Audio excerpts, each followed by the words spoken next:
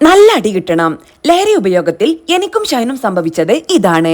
ധ്യാൻ ശ്രീനിവാസൻ ചെറുപ്രായത്തിലെ ലഹരി ഉപയോഗം ജീവിതത്തിലുണ്ടാക്കിയ വലിയ പ്രത്യാഘാതങ്ങൾ തുറന്നു പറഞ്ഞുകൊണ്ടാണ് ധ്യാൻ ശ്രീനിവാസൻ ഒരു ഘട്ടത്തിൽ വാർത്തകളിൽ നിറഞ്ഞു നിന്നത്. ലഹരി ഉപയോഗം മൂലം ജീവിതം വരെ നഷ്ടമായ അവസ്ഥയിൽ നിന്ന് എല്ലാം തിരിച്ചു പിടിച്ചാണ് ധ്യാൻ ശ്രീനിവാസൻ സിനിമകളിൽ നിറസാന്നിധ്യമായത്. ധ്യാനിന്റെ അഭിമുഖങ്ങളിലെ തുറന്നു പറച്ചിലും ലഹരിയിൽ നിന്ന് മുക്തമായി ജീവിതം തിരിച്ചു പിടിച്ചതിന്റെ അനുഭവങ്ങളും പങ്കിട്ടത് വലിയ കയ്യടിയോടെയാണ് പ്രേക്ഷകർ സ്വീകരിച്ചത്. ജീവിത നൈരാശ്യത്തിൽ കഴിയുന്നവർക്ക് പ്രത്യാശയിലേക്ക് തിരിച്ചു വരാനുള്ള പ്രചോദനമാണ് ധ്യാനിന്റെ അഭിമുഖങ്ങൾ എന്ന് പോലും പ്രശംസിക്കപ്പെട്ടു. താരത്തിളക്കം ഒട്ടുമില്ലാതെ ജീവിതാനുഭവങ്ങൾ പങ്കിടാനുള്ള ധ്യാനിന്റെ കഴിവും അഭിമുഖങ്ങളെ ശ്രദ്ധേയമാക്കി.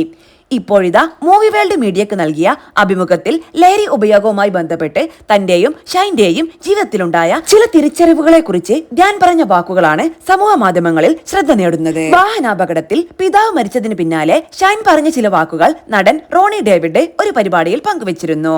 എന്റെ പിന്നാലെ നടന്ന് അപ്പൻ പോയടോ എന്നാണ് ഷൈൻ റോണിയോട് പറഞ്ഞത്. ഷൈന്റെ ജീവിതത്തിൽ സംഭവിക്കുന്ന കാര്യങ്ങളിൽ പിതാവ് ഏറെ വേദനിച്ചിരുന്നുവെന്നും റോണി പറഞ്ഞു. റോണിയുടെ വാക്കുകൾ പറഞ്ഞുകൊണ്ട് ലഹരി ഉപയോഗത്തിൽ നിന്ന് എങ്ങനെ രക്ഷപ്പെടാം എന്നായിരുന്നു അവതാരകന്റെ ചോദ്യം. ഷൈൻ തന്റെ അടുത്ത സുഹൃത്താണെന്ന് ധ്യാൻ ശ്രീനിവാസൻ പറഞ്ഞു.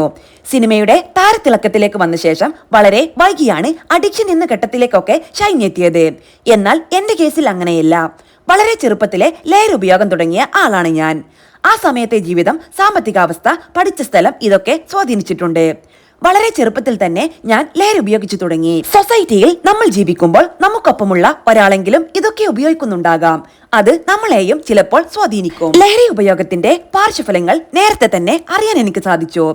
ഇത് നമ്മുടെ ആരോഗ്യത്തിന് നല്ലതല്ല എന്ന് സ്വയം തിരിച്ചറിയുക മാത്രമാണ് ഇതിൽ നിന്ന് രക്ഷപ്പെടാനുള്ള ഏക മാർഗം.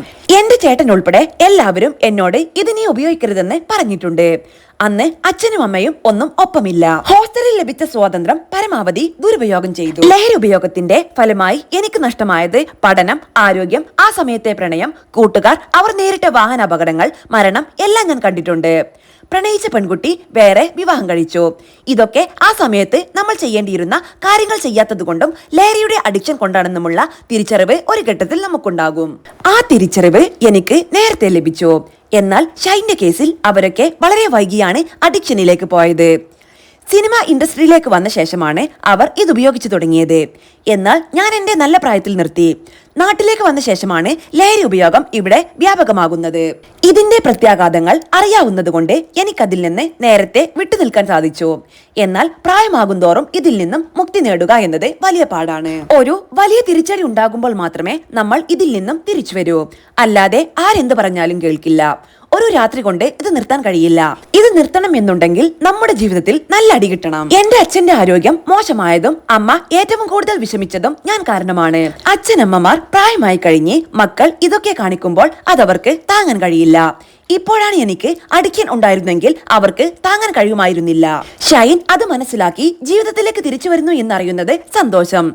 നമ്മുടെ മാതാപിതാക്കളുടെ കാലത്തും ലഹരി ഉപയോഗമുണ്ട്. സിന്തറ്റിക് ഇല്ലെങ്കിലും മദ്യം ഉൾപ്പെടെ മറ്റെല്ലാ ലഹരിയുമുണ്ട്.